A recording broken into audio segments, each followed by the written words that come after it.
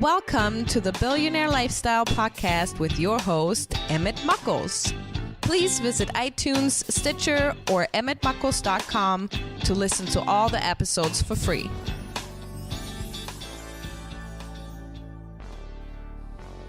Ladies and gentlemen, welcome to the Billionaire Lifestyle Podcast with Emmitt Muckles. Today is a day that you were given another chance. Sometimes you just have to stop, like I just did, and be in the moment. Sometimes you have to stop and realize how blessed you are. Sometimes you have to stop and remember gratitude. Because if you're grateful for the good things that you have, only more of them can come.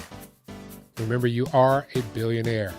We're going to get to how you're a billionaire at the end of the show.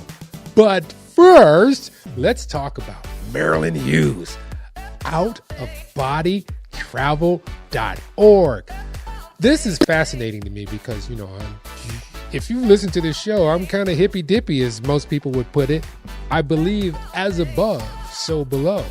I believe that we are fractal beings, just like the iris of the nebulae in the sky is like the iris in your eye. As above, so below. Everything is connected. Everything is fractal. Being that, when we end, we don't end. So I had to have her on the show. Lady Hughes, how are you? I'm doing great. How are you, Emmitt? I'm doing wonderful. I'm just so glad to connect with you. The first question I typically ask, and I'm going to ask it, but I have so many for you. What got you to now? What got me to now? It's perseverance, really. There is a lot of putting one foot in front of the other and perseverance. And it is that daily gratitude of seeing, those simple steps that we take from one moment to the next are what leads to what we can become, what we can do, what we can accomplish, what we can achieve, what we can bring to this world. And so, it is that focus, discipline, and the perseverance to just keep at it from one day to the next. And realizing that, all of our dreams come true in steps. One step at a time. One of the things that, before we get into out-of-body experience, I've been speaking with various people, including myself, and we've all kind of are going through this stressful, anxious feelings, and we don't know where they come from. I mean, like, we can identify, and then we say, I never would have been anxious or had any kind of reaction to this. But people are starting. I want to get your opinion. Where do you think this is coming from in the cosmos? Oh, the anxiety? Yes. A lot of the anxiety right now, I think, comes from the fact that there's a lot of change that has, gone on over the past year and a half. A lot of people have had to make big changes in their lives with jobs, homes, their lives in general.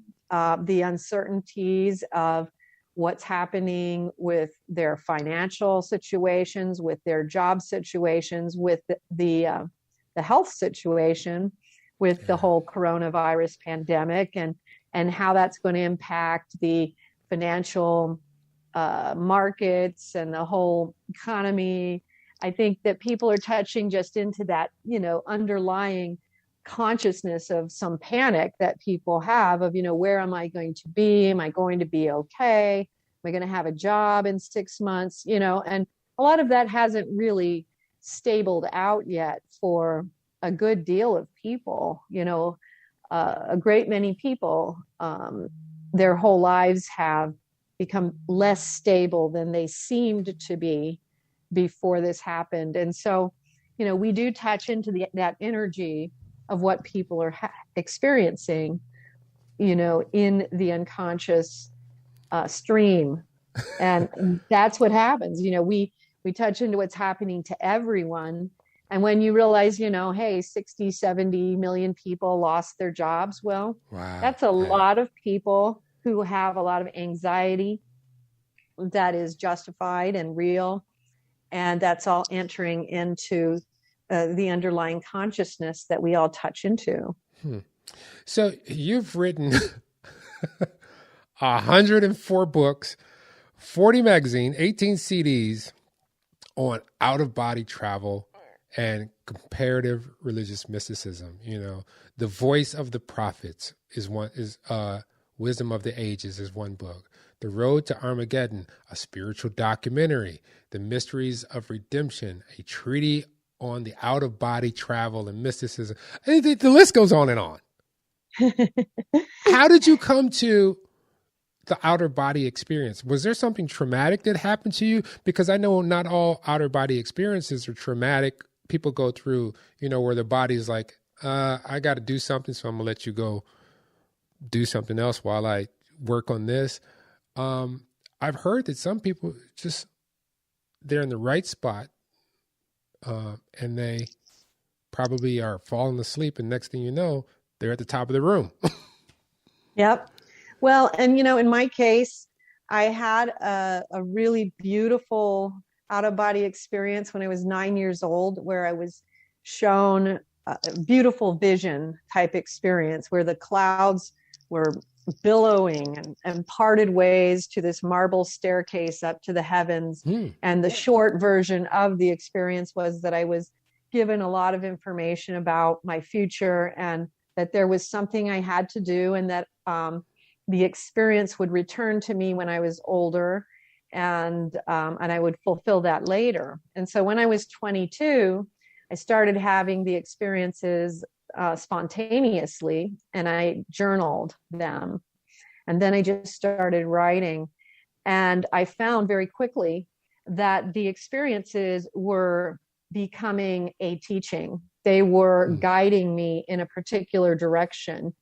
And 34 years later, I guess what I would say is that, I've definitely discovered that in out-of-body travel, we find that it is a tool to just about everything in terms of understanding why we're here, what we're here to accomplish, what we're here to overcome, the things that, our soul may have wished for us to take a look at before we incarnated here, all of the things that we need to purify and undergo in this life that we had hoped to accomplish. Even the issues of, fates and destinies, the things that we may have particular callings in are also then opened up and revealed in these experiences, in the out-of-body travel experience. Many people think of the out-of-body travel experience in that very limited way of, oh, I got out of my body and I was up at the ceiling. That's just the beginning. That's just the very, very beginning. And what you'll find when you read my books is that you quickly move into this very intensive spiritual training, this mystical training where you are learning more about the mysteries of life and the reasons and all of the reasons behind why we're here and what we are to accomplish while we're here. You go into the initiations into the mysteries, the rites of passage. You learn about your past existences, reincarnation and karma. You learn about spiritual warfare, angels and demons. You travel through heavens, hells, and purgatories. You learn how you actually can become of service to other souls in all these worlds, including our own here. But you also learn how to identify within yourself those fetters, those things that are holding you back from spiritual progress in this life and have held you back in previous lifetimes. And so what happens is the out-of-body travel experience becomes this tool that allows each of us to uncover and literally really speed up and accelerate our spiritual progression.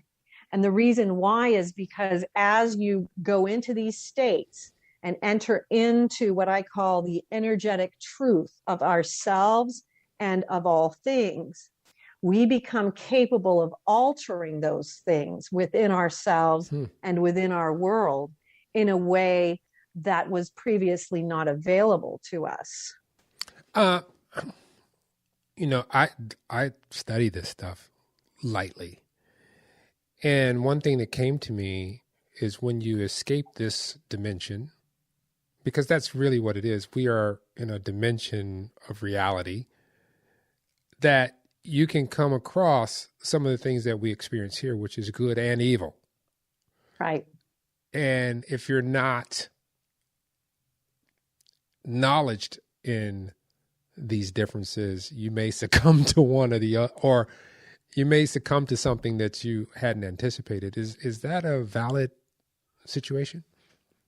Well, the spiritual warfare is definitely that's an absolute thing in out-of-body travel and experiences.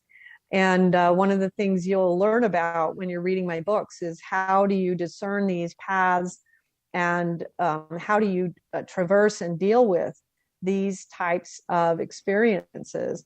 But yes, it is part of it, and it is a necessary part of the journey because, and this question, you know, kind of forebodes the bigger question, which is, okay, so where are we and why are we here? Yeah. You know, in this third dimension and fourth dimension, which is where we are in the realm of Earth, we are in what are called the mortal realms. And in these mortal realms, this is the places where the battles between good and evil do rage.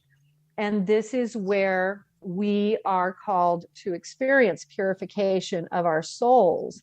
Now, you know, there are lower realms in the realms of 1 and 2, which are the evil realms, the darker realms, dominant darkness, things like this. And then there are higher realms. You know, realms 5 and above can go from varying levels of light to increasing gradations of light as you continue to travel higher. And so what we find is that we absolutely have to deal with that good and evil within ourselves and all around us. And that is actually the essence of our journey here on this earth. But just to make it clear, you know, this earth is not the only mortal realm like this. You know, in the spectrum of existence, you know, we have heavens, hells, and we have purgatories. Where the earth would fit in that spectrum, it would be considered a purgatorial realm. And there are many, many purgatorial realms, not just here. So there are many other ways that souls can experience a purgatorial experience that may not necessarily always be here on earth. So you see that it is much bigger and vaster of an understanding than, you know, just meets the eye. You have to understand that eye has not seen nor ear heard what God has prepared for those who love him. And this is very literally true. When you cross into these other spheres, you very quickly start learning how vast this beautiful cosmos that God has created is, and how big it is, that it is so much more than we can fathom as human beings. And so part of what we're doing is we are plotting out a map for ourselves so that we can start learning of where we need to go in order to learn these things, in order to undergo these purifications, and in order to learn how to go through the initiations that will eventually help us to graduate from this type of realm of existence. Because that is one of the problems that we see in these cyclical types of existential realms, is people get stuck in these places. I believe it. You know, because if you think about it,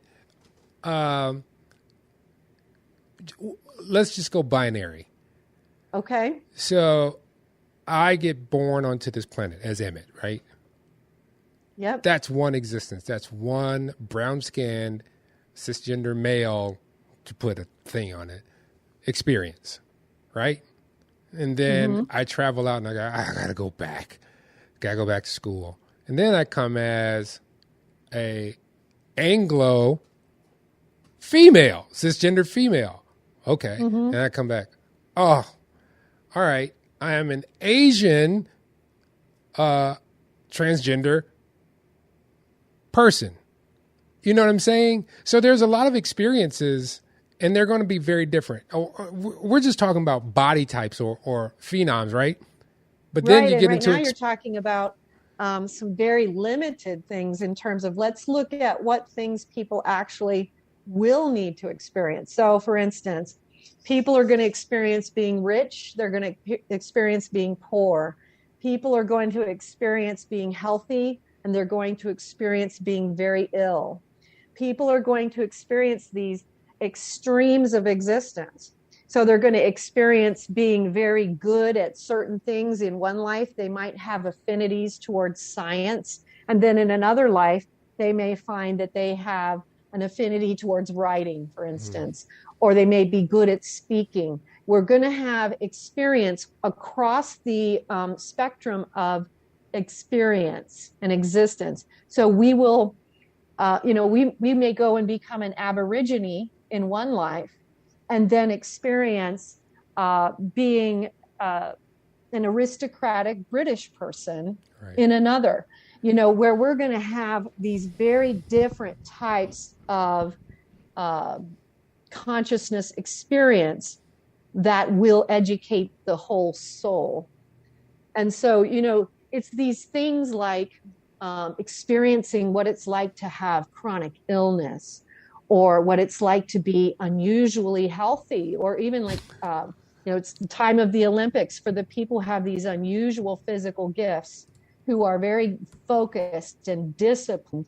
So these people have a unique experiential thing that they have come in to do as well.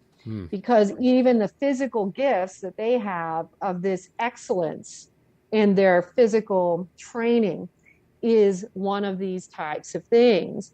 But you see how we go from one spectrum to another. Yeah. We'll experience lifetimes where we live a short life and lifetimes where we live very long. But we will experience lifetimes. You see what I'm saying? Yeah. I mean, grandchildren. Then we have lifetimes where we're childless and we're doing a completely different thing. You see? Yeah. I was just thinking, in simplest terms, just to paint the picture, but you expanded on that. and I was, I look at this, I look at my own life and say, what could this have been? I mean, for me, it could have been like one cell different, and I could have been something totally different, or did we start off as primordial? Did we start off as a one, if you think about the expanse of time, because we really don't have a concept of it, because we only started writing really getting stuff like 2,000 years ago. If you start off as a single cell, then you start off as, a multi-cell, and then you were aquatic, or, through the progression, if you think about that, the people that are on Earth, we could be here, this Earth could be just so old, and we could just go into the future. But I'm digressing. I'm rambling. You've made your books and films available for free download to everyone in the world. What motivated you to do that? I had a really beautiful experience in 2003 when I founded the foundation, where I was in this beautiful light-filled building in a city of light in the sky. And I was surrounded by the prophets, saints, mystics, sages, ascetics, and all these holy people from all of these world religions and traditions and cultures from around the world. And they told me that I needed to do that. And they gave me specific parameters of how to do this, that it was very important that we reduce spiritual hunger worldwide. And the the idea for our mission of reducing spiritual hunger came from Mother Teresa, because she had said that the spiritual hunger that she saw in the West was so much more severe than the physical hunger that she saw in the East. And so it's like, okay, well, I guess we need to do something about that, And so when I got this directive in this beautiful experience where these beautiful, wonderful masters and prophets were telling me that it had to be done this way, I learned how to do it. And it was hard back then because we were still on dial-up. What year was this? Yeah, that was dial-up. No, what year was it? 2003. Oh, yeah. And it was difficult because I had to figure out how to make it work with bigger files. They were big files at the time. They're not big now, but at the time, it was difficult to find a way to make them all download, with the type of technology we had at the time. So it was challenging, but we did it, you know what I mean? And, so ironically, as a lot of the things that I have done with the foundation, it's usually given through divine guidance. And that was one of them as well. So, and that is the OutofBody Travel Foundation, located at outofbodytravel.org. Now, what's your most recent projects that you've been working on? Well, we just released a film called How to Have an Out-of-Body Experience, which people are enjoying. Also, we have a few new books out. I just released The Lord of the Redemption. Also, Dialogues with the Mystic 1 and 2 have been released recently. I'm working on another sequel in the Redemption series. The Lord of the Redemption was the third in that series. I'm working on the fourth, which will be the aliens of the redemption. So in the Redemption series, we have the limb of the redemption, the Christ of the redemption, the Lord of the redemption, and then the aliens of the redemption. So a little twist there for everyone. Yeah. And and we have a film that we are just about ready to release, which is about becoming a deeper mystic. It'll be called The Tao of Mysticism. That'll be coming out probably in September. And we have quite a few other projects that are underway, some of which we can't announce as of yet, but they are going to be exciting. So when we're ready to announce, we will be letting people know. Can anybody have an out-of-body experience? It seems like most people are able to do this. And one of the things I like to remind people of is that the majority of people do have these experiences unconsciously when they're sleeping at night, which means they're not consciously aware of them. So it's something that's blocked from their conscious memory. So when you're talking about can they have these experiences, it's more of, can they become conscious of them? Yeah. Right. And so most people can do that. There are some situations where you don't recommend it. And that would be people who have had a lot of bad experiences with dark or demonic things, or situations that would be a negative factor where they want to keep those psychic things closed.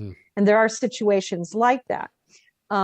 What I do find is that a lot of people who will read the Mysteries of the Redemption, a treatise on out-of-body travel and mysticism, will find that they will start spontaneously having experiences. And I think part of the reason for that, I was told that would happen by the spiritual teachers who helped me to write it. But I think part of just, the nuts and bolts of it is that what happens is people are having this world opened up to them, and they're seeing it, they're realizing it's there, the map is kind of being laid out for them. And so it becomes a possibility in their minds, and it makes it less threatening, and people become much more comfortable with it. And so it works its way through the levels of consciousness and naturally kind of amends to the experience when people are actively seeking it in that way. There was a question that came to mind as we were conversing. I've had sleep paralysis where I'm asleep, I wake up, but I cannot move. Yep. And some weird stuff is going on, and I'm kind of freaked out because I'm like, I can't move. I can't wake up. Like I'm thinking to myself, I can't wake up. And like my eyes may be partially open, or maybe sometimes they were closed and I could see the room. Yep. But it freaked me out. And it usually happens about the 4:00 hour, because I used to get off work and I would take a nap. And it's usually in the daytime that I have these sleep paralysis moments and they're infrequent. Like every couple years I'll have one. And it's usually when I'm by myself, like no one else is around and I'm stuck. Is that something similar? Well, sleep paralysis is often one of the stages that people will experience in out-of-body travel. And so when people are entering into the state that they go into, usually in the vibrational state, right before they're going to exit their body, they may enter into a sleep paralysis state. I hear this all the time. It's very common. And yes, at that point, you do lose your ability to respond. And so a lot of people have that reaction of freaking out by it. But the reality is that this is actually something that you don't need to be so worried about, because it's actually an indication that your consciousness, your level of your consciousness, is reaching a depth that is actually getting you close to being ready to have an out-of-body experience. So it's actually a good sign for someone who's interested in having one. Yeah. For those who may not be interested in having one, don't worry about that either, because you don't have to do that as well. But it is part of that process, because there is a vibrational state that you go into when you are, this vibrational state occurs when the practitioner is trying to go into a deeper and deeper meditative state. And what happens is the consciousness, your conscious mind, detaches from the physical vibration, and it then reattaches to the spiritual vibration. And then all of a sudden you feel like you're vibrating really fast. Sometimes you hear these loud noises, and that's because the spiritual body vibrates at a much higher vibration than the physical body. The noises of the astral plane are often very much like a very loud jet engine. A lot of times you may hear voices, and that's normal because you're hearing the thoughts of humanity in the astral plane. Kind of like Superman. Yeah, I guess he hears those too. Yeah, and so you hear those kinds of things, and these are all part and parcel of the out-of-body experience. So those are all very normal. And so when someone is going into sleep paralysis, that's about where they are. They're entering into or coming out of a vibrational state. Whether they're aware of the vibration or not isn't relevant, but that's usually about generally where that sleep paralysis will occur. You've been out of this realm. Why do we on this plane have so many interpretations of God? Well, because we have so many people. And this is what I surmised on my own. I said, if, we didn't have telephones, we didn't have all this stuff. We were kind of disconnected. You have people in the Americas, you have people in Africa, you have people in Europe and Asia, wherever, right? And whatever they experienced spiritually, that's how they interpreted it. And that became their religion. It doesn't mean it's right or wrong. It just means that's their experience. But, with colonization, which makes me kind of weird, because colonization forced a view on a large population of the world. Said, this is it. This is all there is. If you don't like it, you're going to die. Well, I mean, there's a lot there in what you just said. I'd love to comment on. I mean, Sure. A lot of good thoughts there, you know. First of all, just going back to, you know, God speaks to all of his children, no matter where they are in the world. And so we see, you know, one of the books I wrote is called Near Death and Out-of-Body Experiences, Auspicious Births and Deaths of the Prophets, Saints, Mystics, and Sages in World Religions. That's and one title? That's the whole thing with the subtitle and all. Sorry about that one. Most of them weren't that long, but I did get carried away on that one. But but this one, the point of this book was to capture the moment of revelation that led to the birth of all of these religions across the world, to remind us that, you know, religions were born of a great out-of-body experience. You know, and that's what you'll find when you look in this book. You see the great moment of revelation that occurred to Zarathustra, to Christ, to Krishna, to, you know, Muhammad, to all of them. And then you can actually compare and contrast all of these things with all of the prophets, but also with the saints of these religions, these great moments of revelation. But what we're also kind of missing in this is some of the things that we take for granted. Like, for instance, if you go back to Stone Age religion, we find that in terms of all the shamanistic religions and the witch doctors, ironically, you know, not saying that I'm proposing everyone go out and do witch doctoring, because it's not a good thing, but what you'll find is if you look at Stone Age religion and those practices, and you go from New Zealand, Hawaii, United States, Australia, Tibet, all over the world, everywhere, South America, North America, everywhere, you'll find that there is a similarity in the ways that the shamans practiced their shamanism. Yeah. What does that tell us? Well, tells me, this is what it tells me that they're all tuning into this one divine source, which we all touch into in the spiritual worlds. And so it didn't matter that they, you know, some of them were in New Zealand and some of them were, you know, in Hawaii, right, or in Nepal. It's that they were touching into the same spiritual source. We also find that when you read the writings, you know, so let's say you're comparing the theological texts with the different religions. That's one thing. And there are many differences, right? But there's also similarities, but there's also many differences. But when you go to the actual mystics, so let's say Rumi, who is a Sufi mystic, which is what? An Islamic mystic. Rumi, you know, from Afghanistan, you know, who's considered the most beloved poet in the history of the world.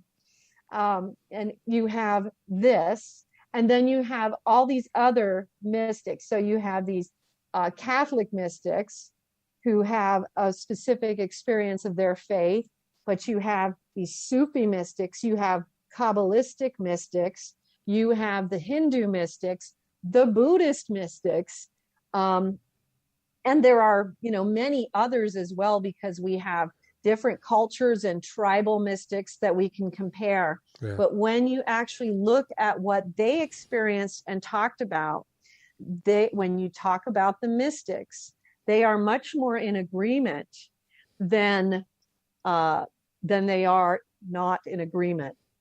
Why is that?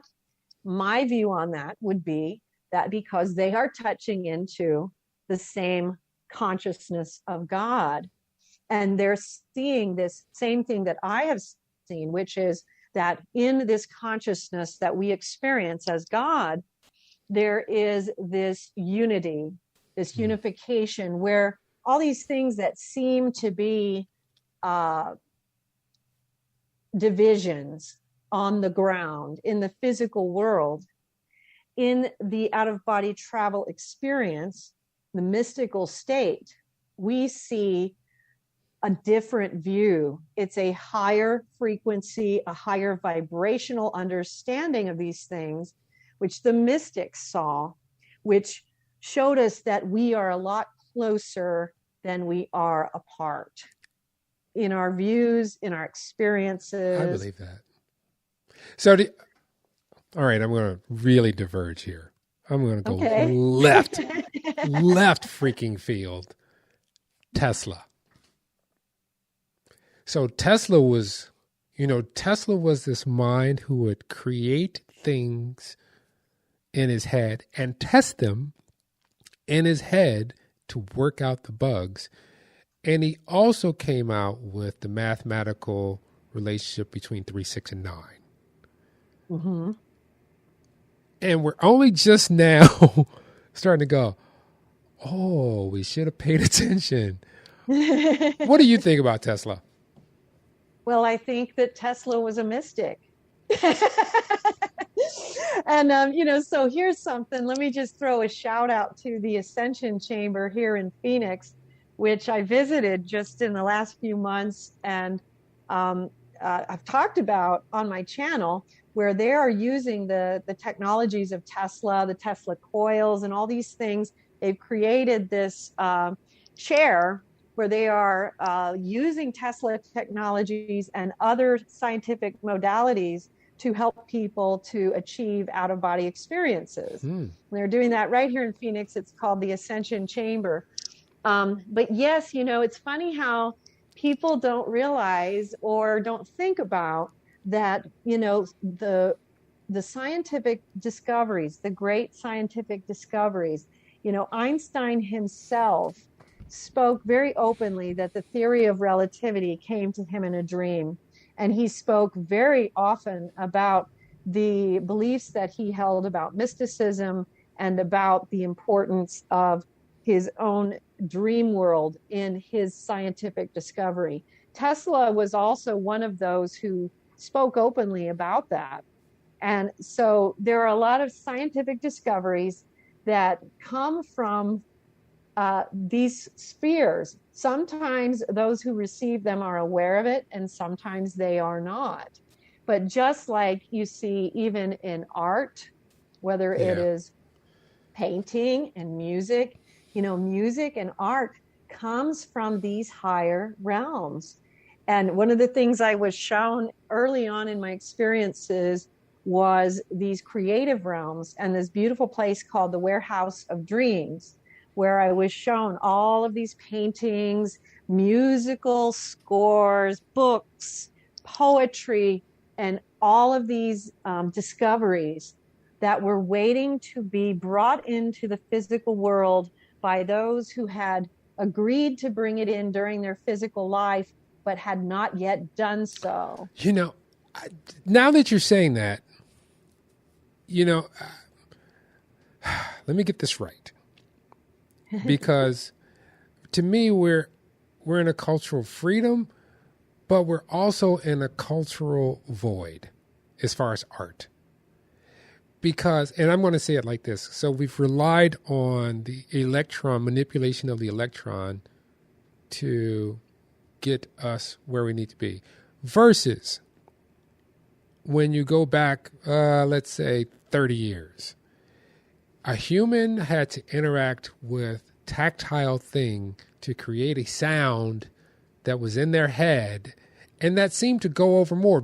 And the reason I'm saying this is you and I probably remember a time when a song came out and the globe loved it. Yep. I mean, just think about any Michael Jackson song. I was thinking of Michael Jackson when you said that. Or Prince. And and you could tell these people were tapped in. Mm-hmm. But you don't have that today. What's your take? Because I can talk to you forever.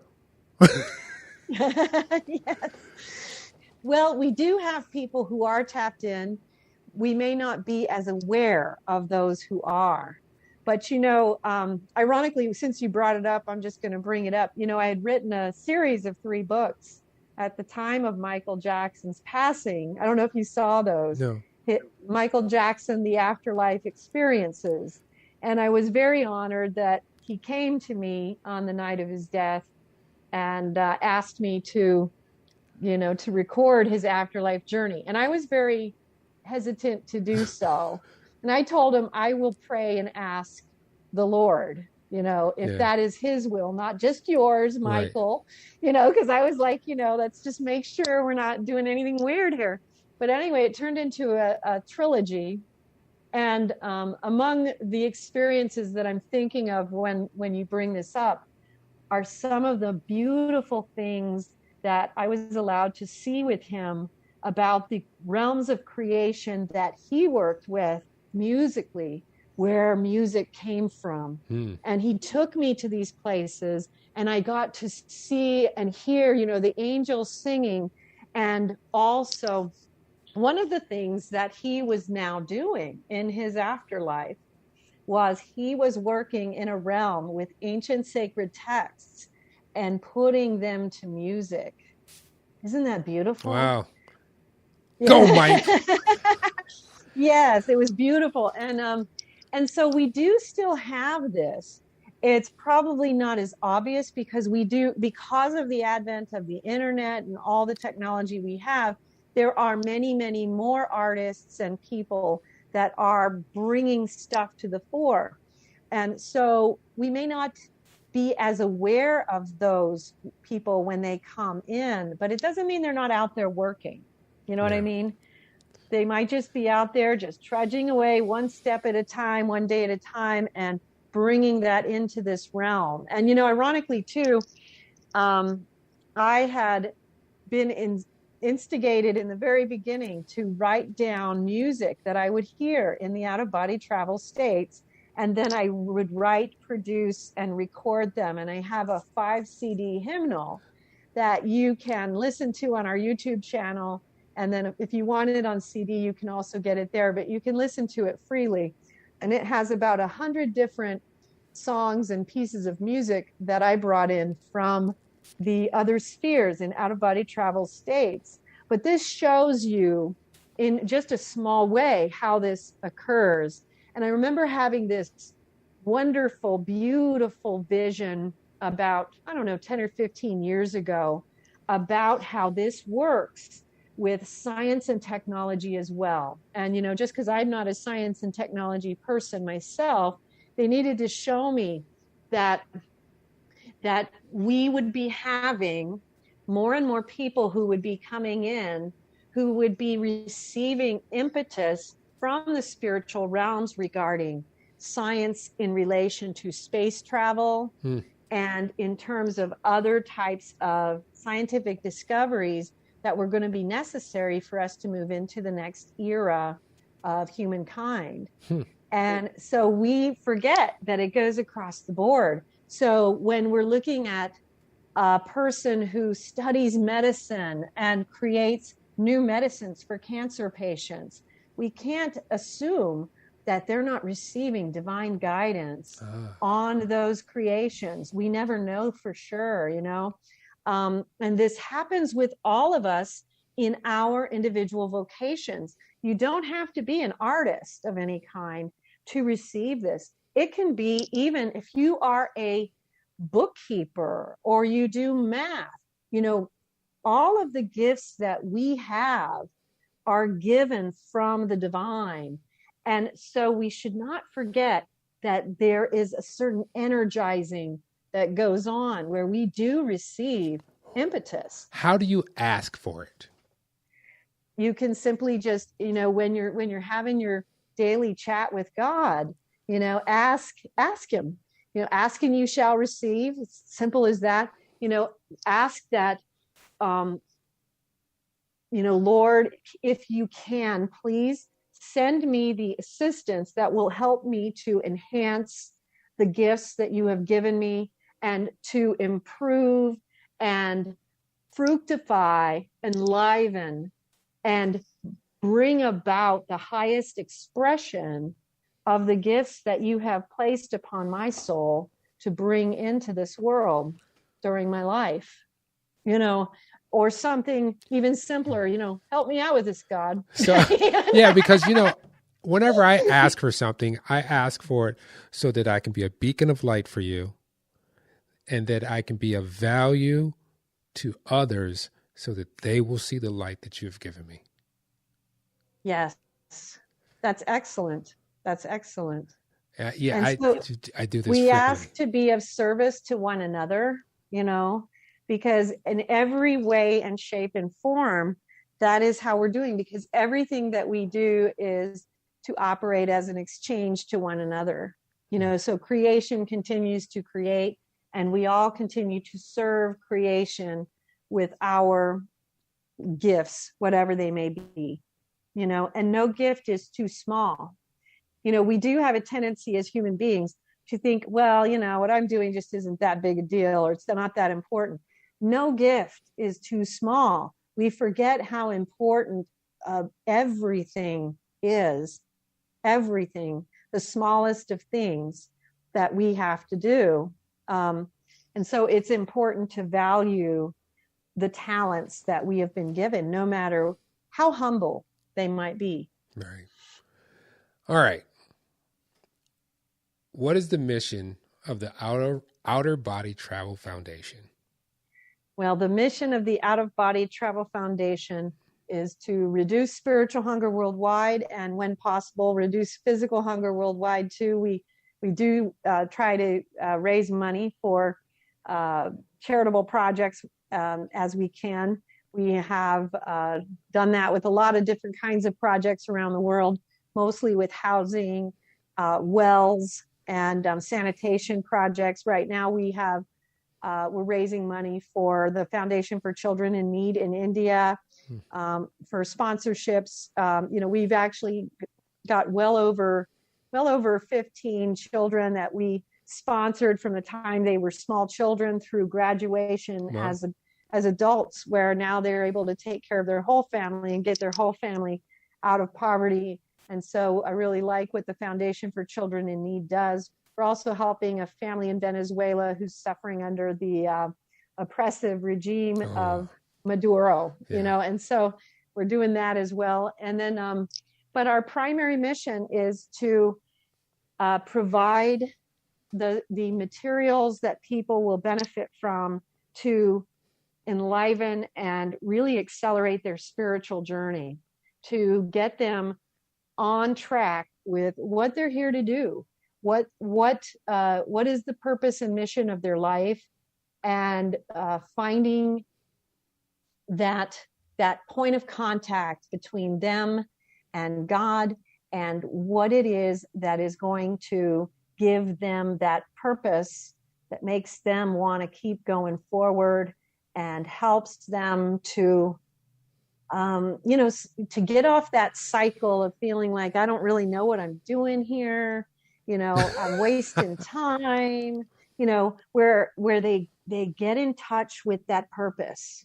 Okay. They get in touch with it, and then they just start flying, because it's once you connect to it, then there's no limit, So how can people find you? They can find us at outofbodytravel.org, and we have a YouTube channel, and we'd love to ask you all to subscribe and become members if you're able. We also have, there you can download all of our books for free. You can watch all of our films for free at the YouTube channel. We also have a Rumble channel and other channels there. We have all our books available in paperback, on Audible, and electronic as well. We have a free course of study you can take. We also have our courses available now on Udemy, so you can take deeper classes on Udemy. And there's a lot there at the site. You can listen to hundreds of interviews that I've done over the last, since 1992, actually. Yeah. You can start there, and you can learn a lot just from listening to all of the appearances and stuff that I've done over the years. Okay. Well, I could talk to you for days, not just hours. I could talk to you for days, because you're my kind of people. But I want to thank you so much for being on the Billionaire Lifestyle Podcast. Thank you for having me. It was great to meet you, Emmitt. Thank you.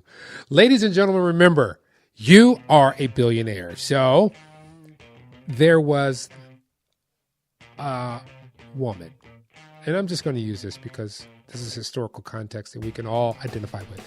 There was a woman, and she met a man. And here's the thing, women are so awesome that when you give them something, they make something, they create. So if you give a woman a house, she makes it into your home. If you give a woman food, she makes a meal that will sustain you. If you give a woman a small part of yourself, she will replicate the both of you in your union. That's where you started. And in that replication, when 2 became 4, 4 became 8, 8 became 16, at the 30-day mark, you were a billion cells and you hadn't hit the planet yet. Think about it. So you are a billionaire.